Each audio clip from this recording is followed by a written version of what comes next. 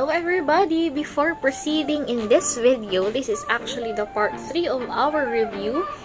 Please watch first the first 2 videos about chapter 1, overview of human behavior and organization, and chapter 2, which is all about your individual differences, mental ability, and personality. So, last time, of course, we have discussed individual differences, mental ability, and personality. We are now on to our 3rd chapter, which is all about your learning, perception, and attribution. Dealing more effectively with people requires knowledge of the relevant aspects of behavioral change, especially these concepts. So now, let us hear the rest of the discussion from 2BSBAB. Here they go.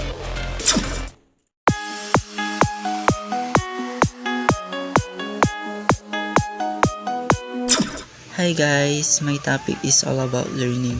So first is I will define learning. Learning is a relatively change in behavior or knowledge due to the experience of the people. And it is also the process of acquiring new ideas, understanding skills, values, and preferences. There's a lot of example of learning. First is if we read a book, if we listen to a radio, TV, lectures, and others. And the last example of learning is the metaphor, history repeats itself. It is an example of learning because if history repeats itself, then we can say that we can learn from our mistake. Always remember that learning is a permanent. Behavioral change happens due to experience. All of us already encountered a different experience, but not all of us that experience change our behavior, change our personality, or change our attitude. Because I believe that there is 2 sides of experience. It's either be a good side or a bad side. But for me, the experience that I already encountered is a good side for me because I earn it as a learning. I earn it to be stronger and brave to that experience. But other people said that their experience is bad for them. It leads them to depression, to phobia, and other problems that can be take to medication. But for me, if you learn that your experience is a good side for you, you know how to undo it in the future. You know how to learn it. Classical conditioning. Classical conditioning, it is defined as a type of learning in which a stimulus acquires the capacity to evoke a response that was originally evoked by another stimulus. So for example, you're in a public place and may nag-ring ng phone. So very familiar ka sa ringtone, aakalain mo na sa'yo yun. So you checked your phone and only realize it is coming from someone else's phone. So basically, ito yung mga sound na kaugalian mo and you're very familiar with, na akalain mong sayo, and magre-response yung katawan mo na parang kailangan mong may gawin, ganun. So another example is yung sa mga pusa. So kapag na-practice mo sila or nasanay na every time nakakalantangin mo yung lalagyanan ng pagkain nila, kakain na sila. So kapag nasanay sila, every time na maririnig na nila yung kalantang ng lalagyanan nila, it is time na kakain na sila. Operant conditioning is a type of associative learning process through which the strength of a behavior is modified by reinforcement or a punishment. It is also a procedure that is used to bring about such learning. It is doing something immediately or before the cue because it may have a reward or something. It is also used to decrease a bad behavior by removing it with a desirable outcome or negative outcome if not obeyed. There are 4 types of operant conditioning. First is the positive reinforcement, negative reinforcement, punishment, and extinction. For example, with positive reinforcement, Annie is a grade school teacher. She said to her students that who will pass the assignments first will have a surprise gift. So her students are giving their best to be the first one to pass. They do it faster than before because of a reinforcement side by the teacher. It is like encouraging someone to do something for a short period of time. Social learning theory is referred as a process of observing behavior of other people, analyzing them. As a result, we will alter those based on their outcomes and integrating those in our action and daily living. It can be achieved by observing what happened to people, or being told about something, or through direct experience. Halimbawa, yung bata nakitang naglalaba ang nanay. Pagkaraan ng ilang minuto, pagkaalis ng nanay, pinakalaman ng bata ang labahan nito. People can learn by observing others. What is perception? As it was clearly defined in Module 3, perception is the process by which a person detects and interprets information from their environment. So this means that perception is how we make judgment, how we make sense of the things, and how we interpret our world. An example of perception are like here. So we can see that we people perceive differently depending on based on our knowledge, beliefs, experience, backgrounds, and cultures. There are a lot of factors that can influence our perception. That is why misunderstandings and errors easily arises. Thus, it is important for each of us, especially in an organization, to understand and respect individual perception. The perceiver is the person who perceives the target. Furthermore, being observant is also a perceiver. Why? If a person is an observant, he or she will be aware to the things or possible things to happen. Like for example, in your company, you perceive that the product of your demand, especially pasta, will increase in this bare months, unlike of the past months of January to August with a low demand, and only those who have a special occasion are the one who only purchasing. And now, you can take this as an advantage to pay back and compensate your company. You can offer your customer spaghetti pasta with sauce and Eden cheese. It will be popular in that given month. Especially, a lot of buyers are expected because there's a possibility that next month, the price of the product will increase. And because of it, the sales of your company will increase more. The target, the object of perception, something or someone who is being perceived, the amount of information gathered by the sensory organs of the perceiver affects the interpretation and understanding about the target. The situation is one of the factors influencing perception. So what is situation? Situation is the surrounding environment, an element present in the influence of our perception while perceiving particular situation or event. So, the situation factors affect the perception are the time, work setting, and social settings. For example, you met a person for the first time, and he's with a person whom you respect and admire. You will create a favorable image about him in your mind as compared to the situation in which you see him with the other person whom you intensely dislike. Attribution. Attribution, the action of regarding something as being caused by a person or a thing.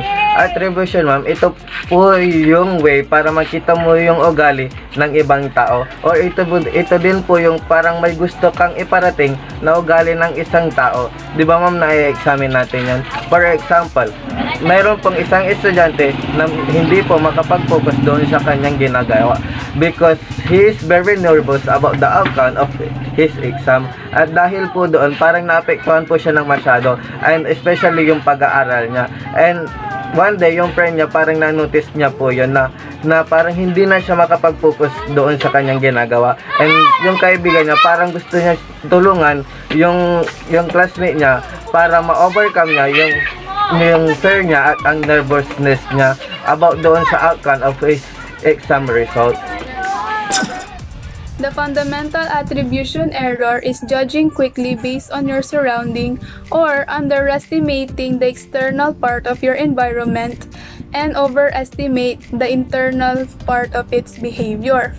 Example po is birthday po ng mama mo, tapos po nag-order ka po online ng regalo niya. Expected delivery date po nun is the day before her birthday. Nung dumating na po yung araw ng delivery, is na-cancel po siya dahil sa delivery fail. Ang dami mong sinabi about sa courier, kaya nainis ka at hindi mo nabigyan ng regalo yung mama mo. Hindi natin alam kung anong totoong dahilan kung bakit nag-delivery fail. Malay ba natin kung nasira ba yung truck or nagka-problema sa main office nila. Ang main point po ng fundamental attribution error is don't expect too much kasi hindi natin alam kung ano ang reality. The self-serving bias, it is a common habit of a person taking credits for a positive events or outcomes, but blaming outside factors for negative events. The self-serving bias occurs in all different types of situations across genders, ages, and cultures, and more. For instances, last week, I got a good score in midterm examination test, and I tell myself that I studied hard so that I get a good score. And another day, I take another test again, and I get a bad score. So I tell myself that the test was so unfair, and that is called the self-serving bias. Good day. The assigned topic to me is distinctiveness. So when we say distinctiveness, it is when a behavior or action by an individual is judged by another to be common or unusual. It also refers to if one displays different behaviors in different situations. So, distinctiveness can be classified or identified as a high or low. An example of high distinctiveness is when your friend only gets excited when you talk about Mobile Legends. On the other hand, if your friend is always attentive and excited in any topic you talk about, that is low distinctiveness. So, that's all. Thank you! Consensus management is the process whereby team members work as a group to develop a solution and agree to support whatever decision is made in the best interest of the whole organization. The key to success here is that everyone agrees to support the consensus decision once it is made, regardless of how they feel about it. May Dagang, and I would like to recite to you what does consistency means. So consistency is the measure of whether a person responds the same way across time. It is bring order to your organization, which helps both employees and the leaders or the managers in our organization. So we're talking about what will happen if the employees and the leadership can reunite or respond, or what are they going to do. Kunwari, yung leader and the employees nagsama sila and ginagawa nila kung ano din yung ginagawa nung yung leader. So ngayon, kung magtutuloy-tuloy yun, magiging maganda yung samahan nila and ma-achieve nila yung goals na kailangan nilang makamit sa isang organization. So hello po, let's move on naman po sa may recency effects. So ang recency effects is a cognitive bias in which those items, ideas, or arguments that came last are remembered more clearly than those coming first. So ang ibig sabihin po nun, ang recency effects, ayun yung mga last memories natin, yung mga arguments na mas natatandaan natin kaysa sa mga early memories natin. Ganun. For example, pag nag-memorize ka kagabi, hindi nag-memorize ka din kanina. So, ang recency effects doon, ibig sabihin is yung mga natatandaan mo kagabi or yung mas clearly na natatandaan mo kagabi kaysa yung mga minemorize mo kanina. Yung recency effects doon is yung mga items na mas nare-redeem mo sa utak mo kagabi yung mga last na memorize mo kagabi. So that's it. That's the recency effect. I'm Marcian C. Fernandez, and I will discuss it to you the selective perception. Selective perception is a tendency not to notice and more quickly report stimuli that causes emotional discomfort and contradict our prior beliefs. For the example is a teacher may have a favorite student because they are biased by in a group favoritism. The teacher ignores the student for attainment. Selective perception is what makes consumer process stimuli most relevant to their needs and evaluation. And we each do this continually in a process called perceptual vigilance. In short, we watch out for what matters most to us. We use perception vigilance continually. Thank you. Halo effect. Halo effect is the tendency for positive impressions of a person, company, brand, or product in one area to positively influence one's opinion or feelings in other areas. Halo effect is the name given to the phenomenon whereby evaluators tend to be influenced by their previous judgment of performance or personality. So, halo effect po is overall judgment yun sa isang tao. Like, for example, you're nice, smart, ganon. Yeah, oo, positive impression siya sa tao. Pero, may bad effect din po kasi ang halo effect. Kunwari, sinabihan mo na siya ay attractive. Ang ibang tao, iisipin na or mag-assume na ito ay interesting. So, yun lamang po. Contrast effects occurs when an individual characteristics are contrasted with those of other recently encountered. For example, sa isang picture, kasama mo yung mga kaibigan mo. Pero, ang tingin nila sa'yo pangit kasi yung mga kasama mo is photogenic, ganun. Or, kunwari, nasa isang interview ka, tas ang mga kasama mo ay magagaling, ang mapapansin sa'yo ay hindi ka magaling. Kaya, ang contrast effects ay kino-compare ka sa mga kasama mo na hindi magaling or magaling. Ganun. So today, let's talk about the topic that was given to me. Projection. What is the meaning of that word? So, let's talk about projection. Projection, it is the intellectual process by which people attributing one's own thoughts, feelings, or motives to another. For example, I am bored, and I thought that my friend was bored too. But in fact, it's not. Another example, when you are in an organization, you feel that your co-workers are in a good mood like you. But honestly, they are not. So the thoughts or feelings that you project that they are the same with you, but in reality, their thoughts or feelings are not like that. So projection, it is the process of displaying one's feeling into a different person or object. Unconscious discomfort can lead people to attribute unacceptable feelings or impulses to someone else to avoid confronting them. It allows the difficult trait to be addressed without the individual fully recognizing it in themselves. So, that is projection. Hi, I'm Eileen. So, the topic I got is...